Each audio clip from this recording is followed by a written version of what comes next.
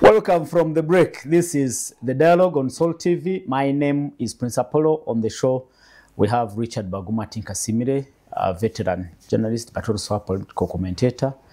We have Dr. Gerard Weri Wanzala, public policy researcher, but also an associate lecturer at Uganda Management Institute.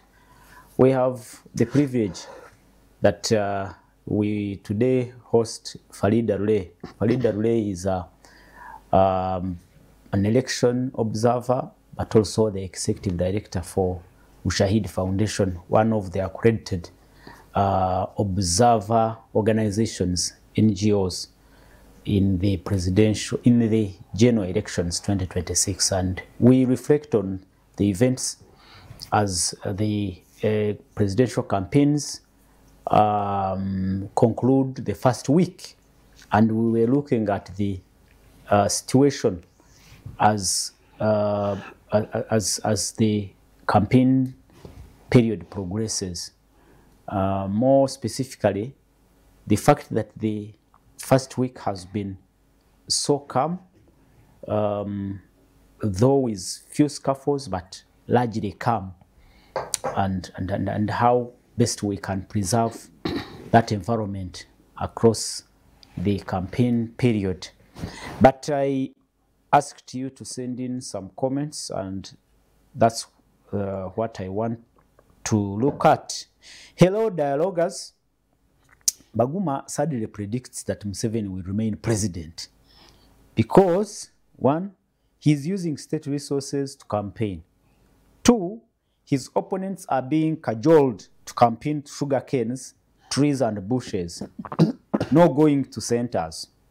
Three, others are rotting in prison. The available NUP is a gang of thugs, and this time we have to punish them. Number four, the referee is NRM.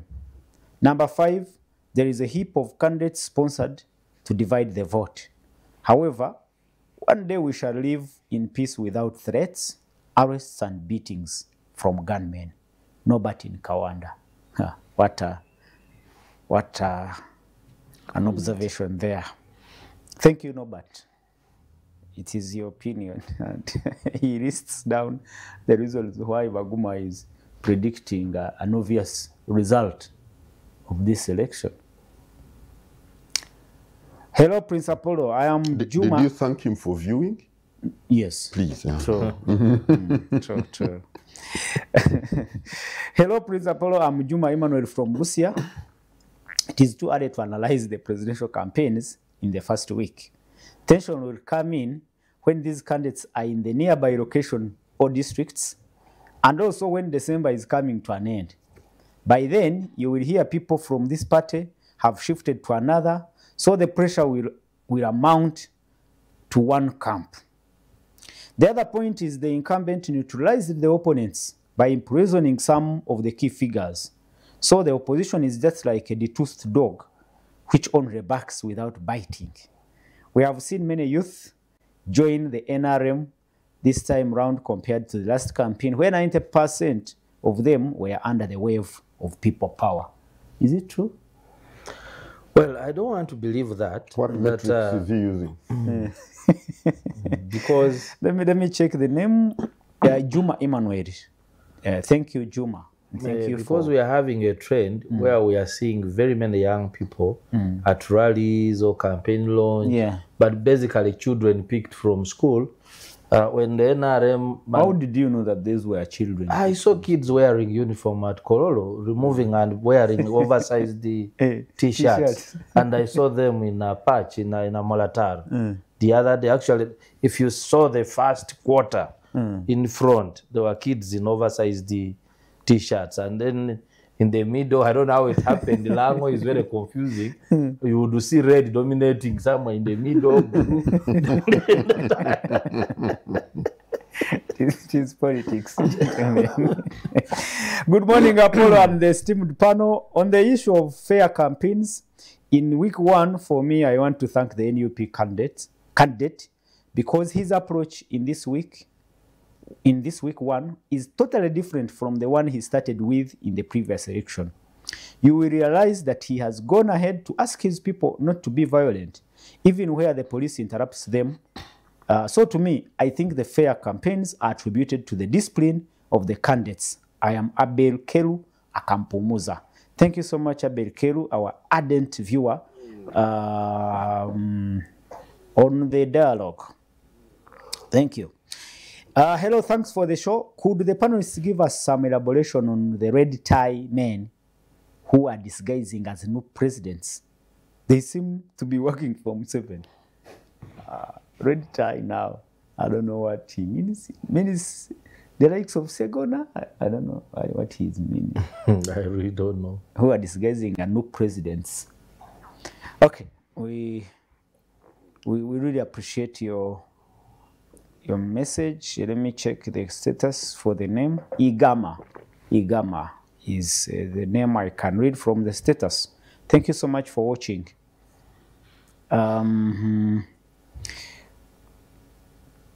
Oh, Simon in Gomba. And where there are no primaries, there is no people power. Tribalism is in Nup is too much. Oh, I don't know what informs his conclusion here, Simon, but it's your opinion. All right. Comrades, this okay, there are some messages coming. Good morning, Mr. Polo. At a moment, is Uganda having a president? Let Baguma reply me. Then we're asking which innovation can help Ugandan forces to understand that. James Inimbale says, then Mr. We're asking which innovation can help Ugandan forces to understand that presidential candidates are given an opportunity to reach recommended areas. I got disappointed yesterday, and I don't know how the EC will explain that. James Inimbale. He's talking about the blockade. But like Chagulanyi first. Like she was saying, in elections we have the candidates, we have the referee, then we have other stakeholders like security. So it is unlikely that Byabakama commands what?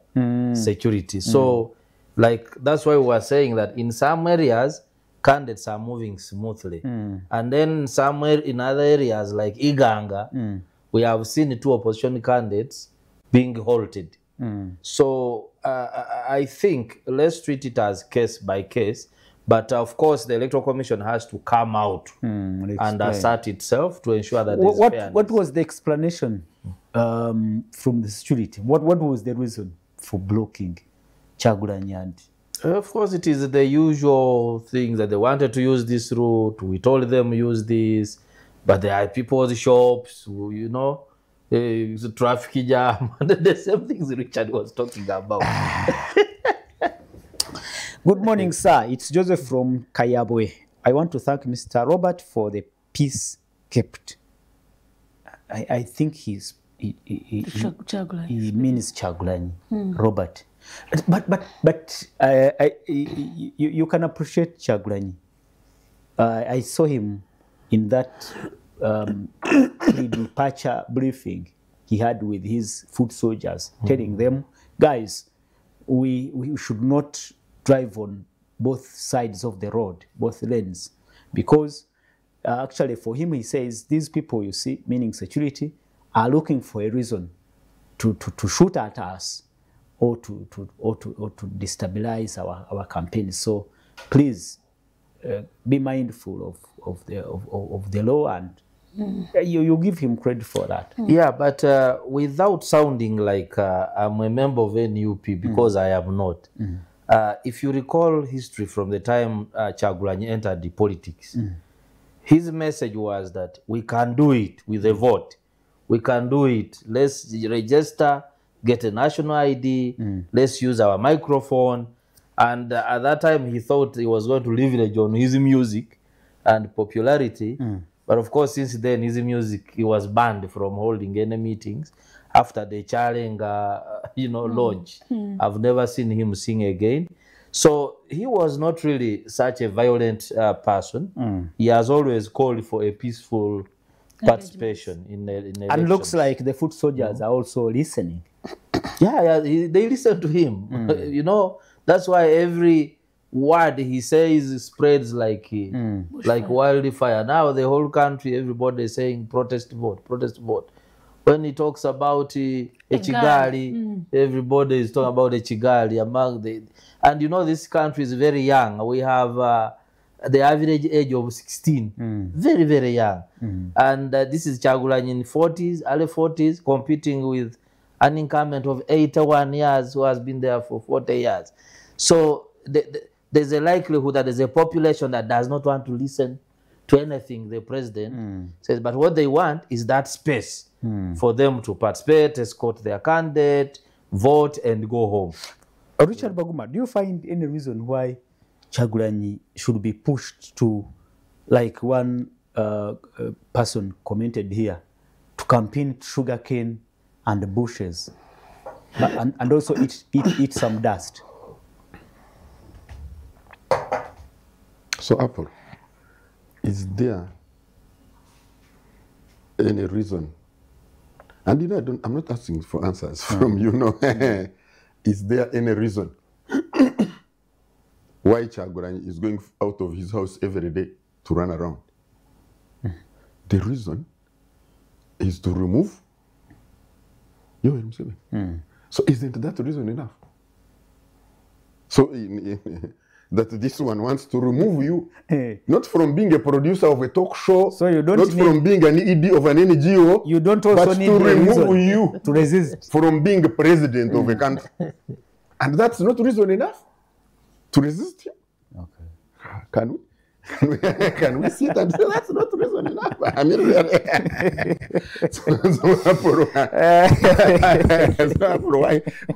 Why would we be asking why this person who has enjoyed his chair for 40 years is concerned that there is this person wanting to remove him? Really?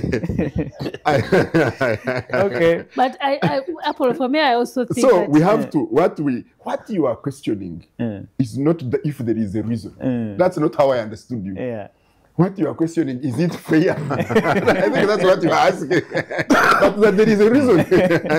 Marina, you had something to say? yes, I thought I wanted to add some information to Mr. Baguma. That in fact it is a blessing in disguise at in some places, because there are some people in the villages where I saw him passing in some villages and people are waving. Like those people cannot travel to go to town to actually listen to his campaign, to attend yes. And here is like you wanted to support to stop someone from actually reaching out to people, but at the same time you're giving an opportunity to this person to actually to reach out to the real voters, because those are the real voters, the people in the villages who are actually the mere fact that they have seen Kyagulanyi a candidate, and I'm very sure that President Museveni would not actually pass through, and it would be only him to actually have used that route, and President Museveni will not be seen by those people, because not everyone will come from that village to actually go and attend a rally in town where you are giving the president the opportunity. So in other words, the person, the opposition, the security is actually helping Kyagulanyi to actually reach out to the real voters who do not even have money to actually transport them to go and attend a rally. So the people in towns actually know, they have some information about Kyagulanyi, and they don't even need to actually listen to his message, because they are already some are already converted. So these people in the villages who are still so royal. He talked about sugarcane and bushes. But it is not all about sugarcane, because when you are passing through a sugarcane, the whole village is not full of sugarcane plantations. So at some point there is a village there where you find people, and I saw that after that you saw people actually lining, waiting for him, though they were passing marathon. But the fact is that the voter has seen this is the presidential candidate, not on a poster, but also face to face. All right. That is also a good advantage. Somebody says, we already know the win after all. Rogers Impora in Imbalala. Is it a reason also why you see, the campaigns are very quiet? Imagine you are going to watch a football match. But you know, with the team that will win, Yeah. you can be entertained by the footballing, the dodging, but it's not as tense Yeah, true. as it is. And you see, Match we are hoping that there can be some of the people are hoping that there can be something that fundamentally changes. But for me, through the times that I have been part of, and they have been, it's not really short, I do not see a change of those dynamics now that gives me that thinking that so much has changed on the ground. That is really why I have this thing that no, February will be more of the same. Okay. Apple, why I also actually agree with Baguma, it's because there are districts like, for example, Nabiratuk, Kabong, Napak. You know, NRM wins 100%, and the voter turn-up is also 100%. I witnessed that. I observed that. So there are districts where even NRM, before we go into an election, they have an opposed MPs. So, you know, you have, the opposition has seen that, and You they can't have not expect violence in such an exactly. area. No, even like, for example, now how can you compete with someone who has already got 100% win in some of those districts? So it has been there, and the opposition, I have not seen them actually trying to focus on those areas where the president has 100% support. So you also, that means you agree with what I think, is it who said that we, all the messages that came in, that we should wait when these people come to, perhaps like when it comes to the central region here, that's when we may expect, the stronghold, that's where we may expect confrontations. Exactly. No, but for me, my other issue is that like those are the issues that have been happening, like every other election where we have strongholds, not really strongholds, because contested areas. Contested areas. That's where we'll see scuffles and conflicts. Opposition strategize itself, because they know that this area, this district has been bringing unopposed in all elections. If NRM has contributed like 9 MPs before we even start, they're unopposed. So how are we actually penetrating into those areas? We don't see that strategy, meaning still the president is sure of those areas, winning. that yes, winning those areas which are actually 100%. So doctor, we should expect scuffles and conflict in contested areas or in strongholds. Actually, if you see strongholds, I'll give an example. In Ankole sub-region, where the president is very strong, particularly Chiruhura, Kazo, and so.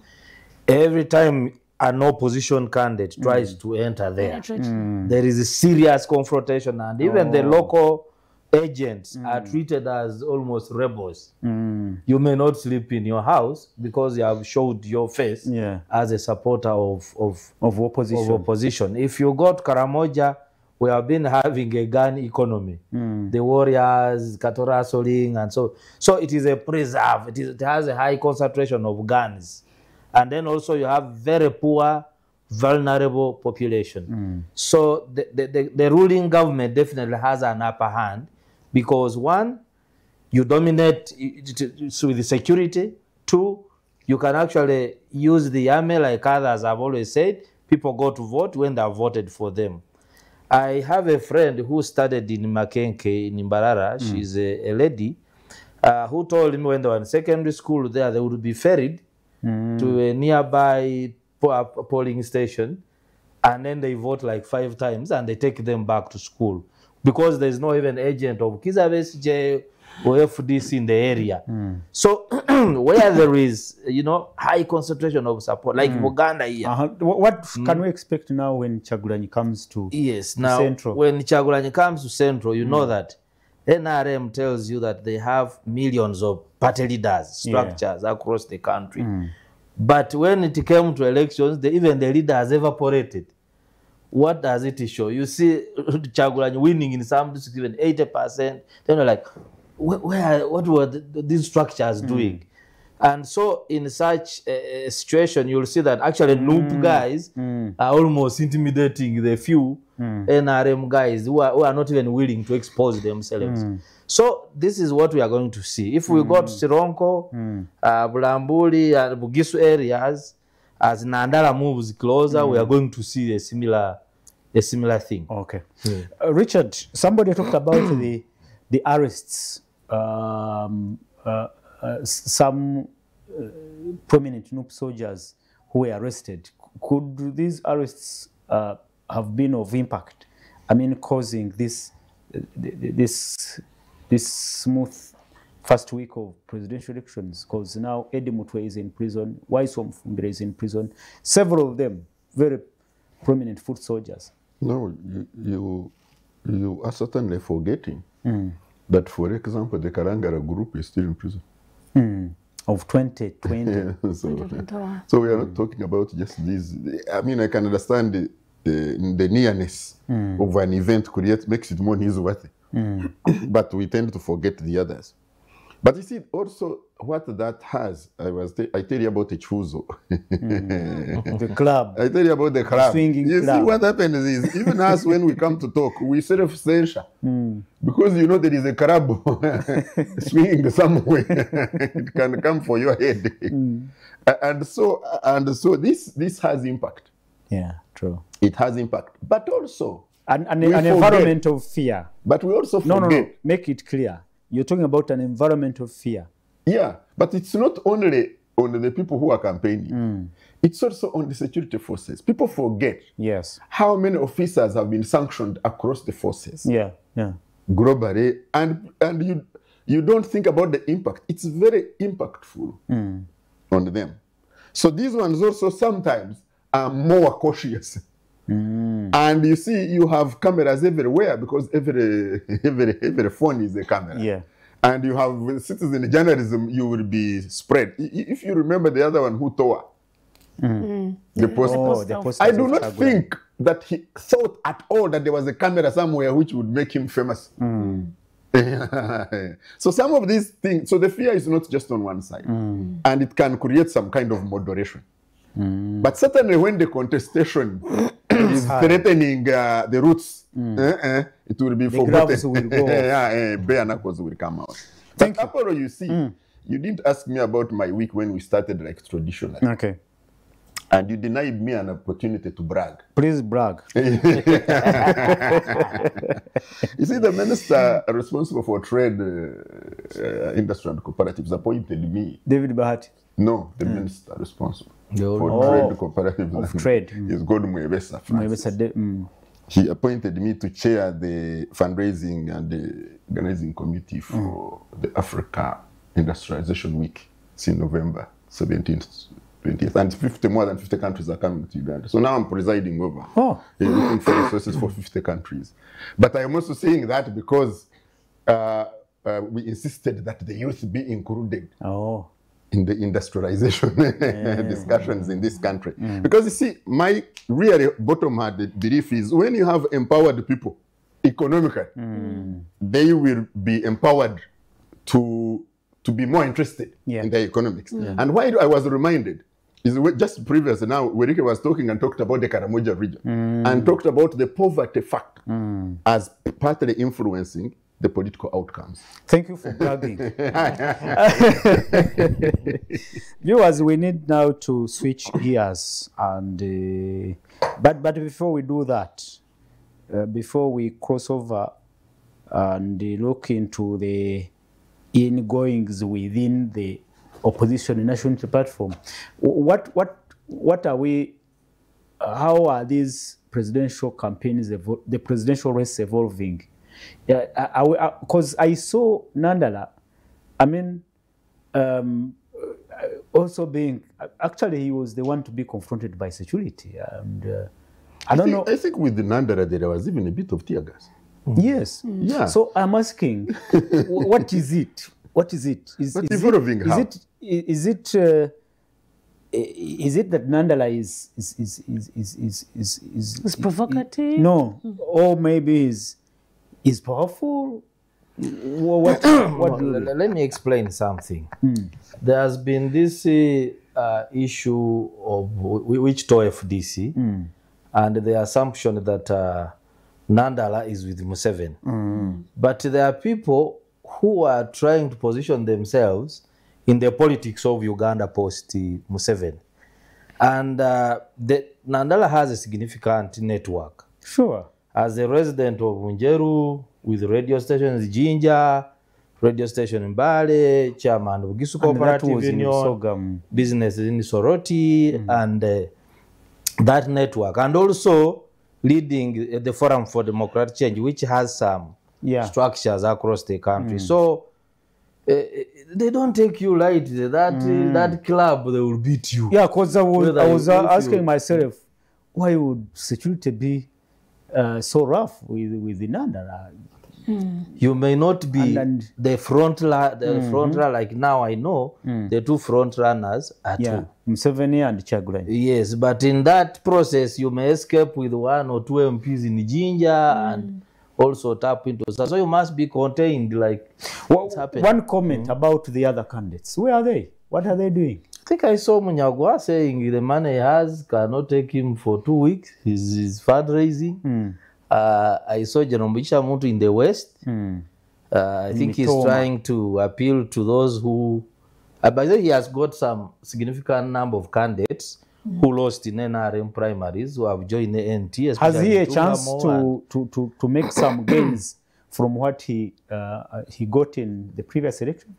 I think as an individual, he may not really increase his votes as such, but probably last time he did not harvest even a single member of parliament, which was really bad for his party because he had gone with MPs from FDC but returned none. So I think that still pains him, and as a person who believes in building institutions, probably he's working on to that, to try to get some councillors here, maybe an LOC5 chairperson. That would be good for him. And for all these others, Mabirizi, Kasibante, Bulira, Frank. I think that have disappeared from the campaign trail. We don't know what's happening. They were just put there. The last time I heard about the National Peasants Party is when it was chasing its president, who was dancing for another presidential candidate in Kololo. Richard? No, we're up for a two-horse race. That's what it always has been since the election started. It was Semo Gerere, it was Chiza Besigye, it is Kyagulanyi. That's how it was always. More of the same. It's just, so that's the first one. The second, as I always predict, and I don't fear to predict, there is a group of Ugandan voters who will vote for any other one other than Yoweri Museveni. There are about 3.5 million voters. Who would vote for any other? Yes. And not Yoweri Museveni. Isn't that what they call a protest vote? Yeah, but it's not inspired by NUP. They have been protesting.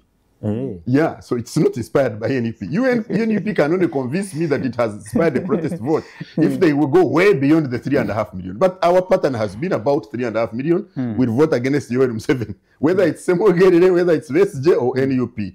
But you see the other parties that you are talking about, those ones, my argument here was, and I insist on it, that they were put there only to defeat Kyagulanyi from being the first one on the ballot. That was the only reason. Even if they don't campaign, they got signatures on the first round. On the first round, even if they got signatures from where? So they were put there so that Kyagulanyi, and we have been seeing the names change to be the last one on the ballot. So it will change depending on. And so Kyagulanyi was going to be number one. Farida, he can't be allowed. What do you think about these other candidates? Are they participating? Are they what's their motive? You know, to come for to campaign as a presidential candidate, it is a cost. It has a cost, and you have to be prepared for that. Not only to pay the 21 million, but you also have to. And then in the first week, you are organizing a fundraising. I think people will not take you serious, and that's why it calls for an amendment in the Presidential Act, because we want that assurance for anyone who comes on board to actually not come to tell us that in the first week you actually go to bed and sleep, and you are telling us that you have the capacity to come and stand as a presidential candidate. But we leave alone that we also don't underestimate Munyagwa, despite the fact that he's not actually participating or he's dealing with his strategies. There are people who are actually, I was shocked when one of my relatives said, I am going to vote for Munyagwa whether you like it or not. I was like, why? Is it a protest? Or No, for him, his view is that the fact that he's the only Muslim in the race, I cannot look elsewhere. For me, my allegiance is a Muslim. So the fact that he is going to get, so I know for a fact that some Muslims, see Munyagwa in the third. It's possible to see him it is possible that you will see some votes, him getting some good votes, and especially from those Muslims who are actually very staunch, and for them nothing else matters other than religion. Just like when I went to Rwanda, some point for a by-election, it was between the Catholic and the Protestants. And the Catholics could not even pay attention whether it is NRM or you are independent, as long as our candidate has come. How the person has come, under which jacket, as long as this person is a Catholic. And they came and voted, and it was... Can voter education do anything about that? No. Some of those things are actually deep-seated. They are deep-seated. In their heart. You cannot actually have an impact on it. Even if you have a good manifesto, some would say, this person is a Muganda. Yeah. And that is it. You can't convince that person. And this person is he's a Muslim or is a Protestant. Thank you. Thank you so much, Farida, and viewers. Keep those messages coming in. We still have some 20 minutes also to conclude this show. But let's talk about the vetting process in the National Unity Platform.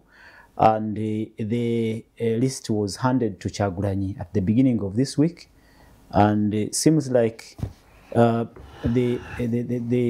who were denied NUP cards have turned into rebels.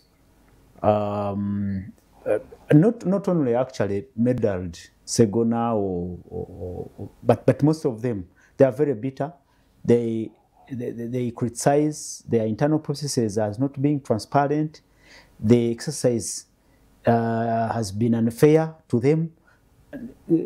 And I will start with you, Farida. Can we take this as now being a norm in politics? Because that's what actually happened with the NRM. Every one who lost a flag, the NRM flag, was castigating the systems as being unfair. What do you read from this? I think for the NRM, for me, I think the NRM process is open. And for us, we are able to actually see where it went wrong.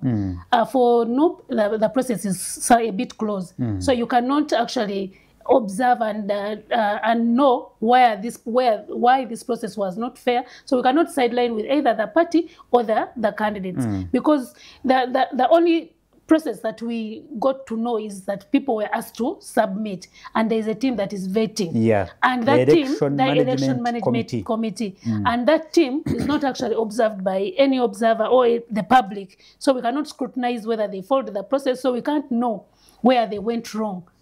And apart from saying that these are the issues, that these are the requirements that one needs to, but how you actually land on a candidate, it's actually something else. So they are not open. They say they set some benchmarks. Yes, they set, but who is there to actually observe? Like, for example, Electoral Commission has laws, and there are laws that they have to follow to conduct an election. So when we are there to observe that process, we know that here, yes, despite the fact that the law says this, but you did otherwise. So we are able to give a comment and also give our observation. But for the NUP processes, we cannot.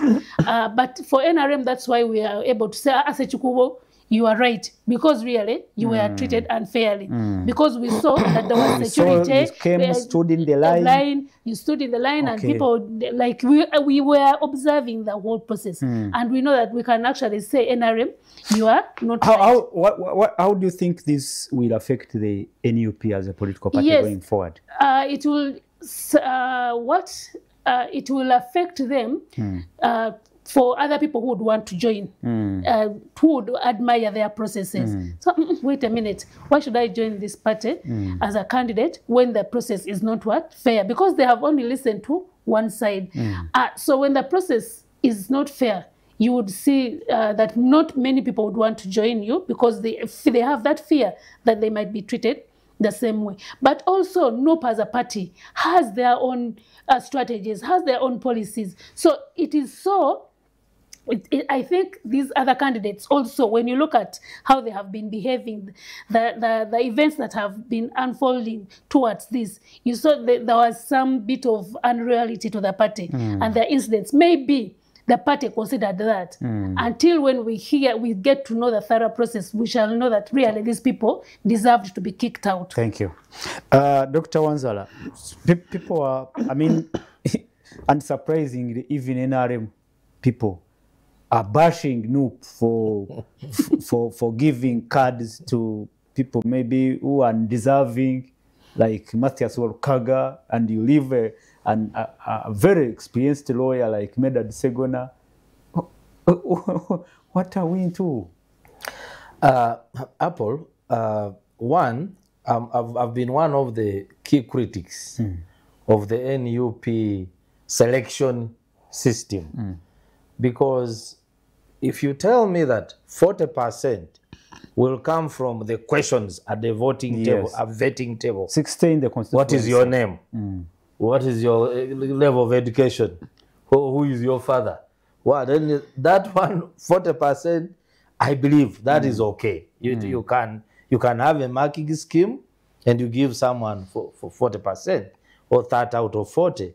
Now the 60% of the constituents, Apple, I used to run a constituency, a parliamentary performance scorecard, where I used to deploy over 60 researchers in constituencies across the country for not less than 3-4 weeks to go and verify information at district and so forth. On MPs? Yes, I used to conduct training for them for 2 days, and I used to have data collection tools, and then I give them the ethical standards before they go.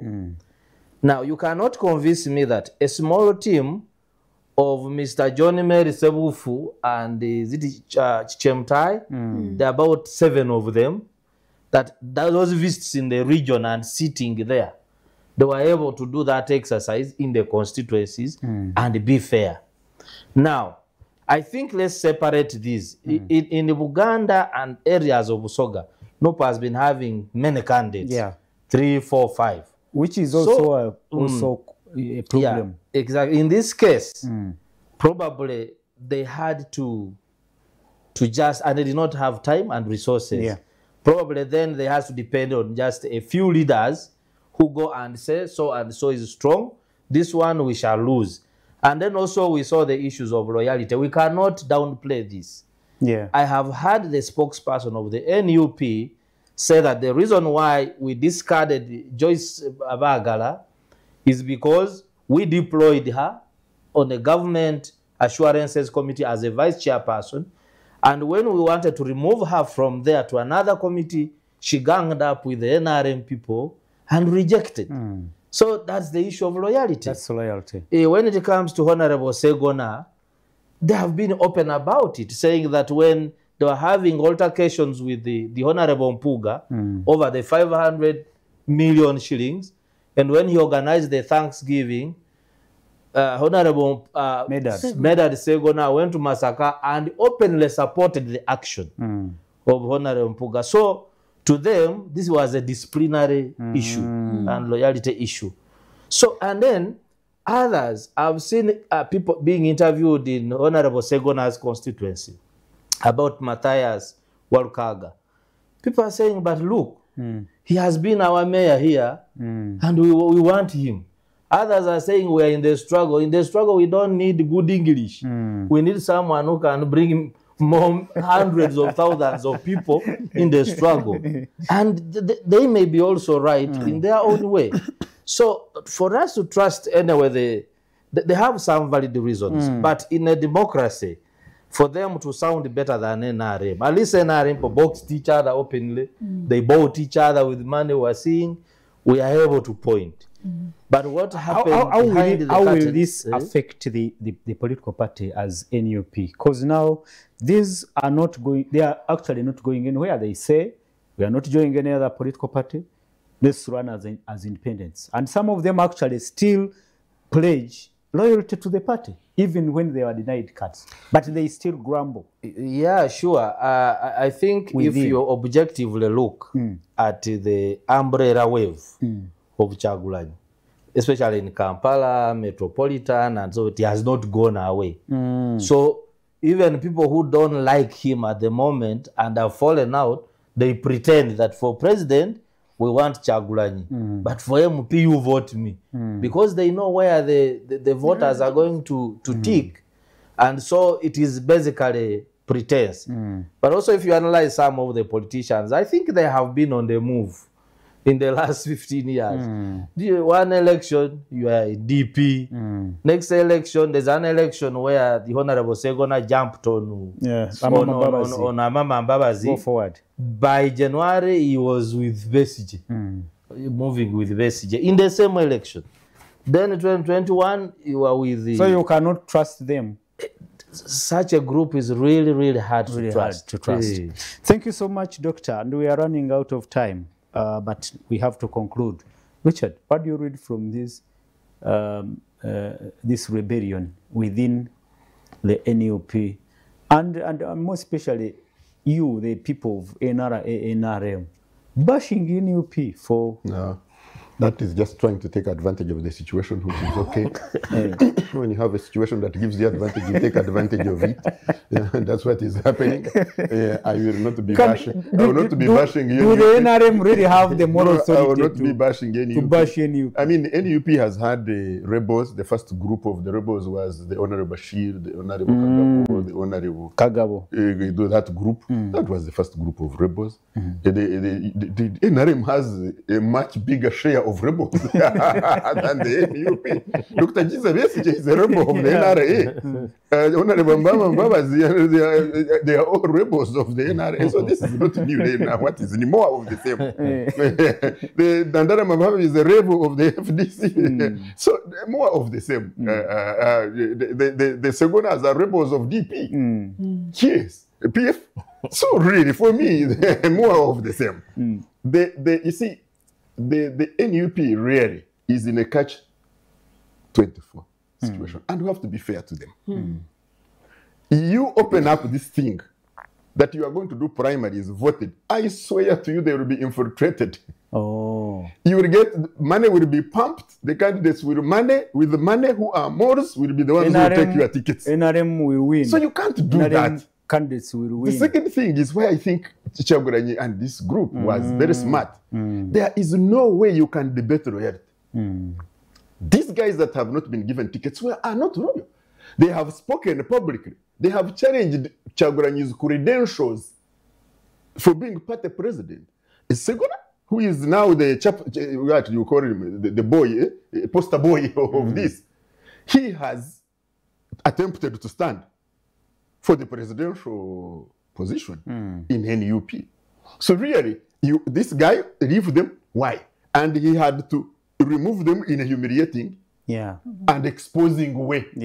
That is why you see, even when you didn't apply for a position, because what was the interview about? I did not apply to stand in this place, but I am the good one. At least they give me that one. Yeah. So the interview you are being. So were you being? Has been claiming to qualify in any way? Because yes, I did not apply for that position, but the party decided that is where you are suitable for. So this was a proper selection. They added an S on election. And we hope that they are not bringing selection in government, that their method of governance is going to be selection. But what now does this choice of Mathias Mpuuga, who is, I don't know what he's qualified in, against Medel Segona, a very experienced lawyer and legislator? No, nothing. Wait a minute. What image? I have had that I'm asking. One. What image I does see where you're going, Apollo. How do now people perceive NUP? Let's assess Segon. He has spent 15. 1, 2, 3, 4, 5. How many bills has he championed? How many? Yeah, but he has been chairperson of the and therefore committee. And therefore, who gave him? Haven't we seen he has this? challenged? Policies on they were saying even in the NRA, they were saying some people cannot be vice president or prime minister. Haven't they been? They used to say people cannot chair. Munyagwa cannot chair. I don't know who they would say that they cannot chair committees. Instead, the one you put there, whom they say is competent, when you tell them it's your time to move, they refuse. It is your time to move. That's how the cycle works. They rebel. They want to stay, and they say they are democratic.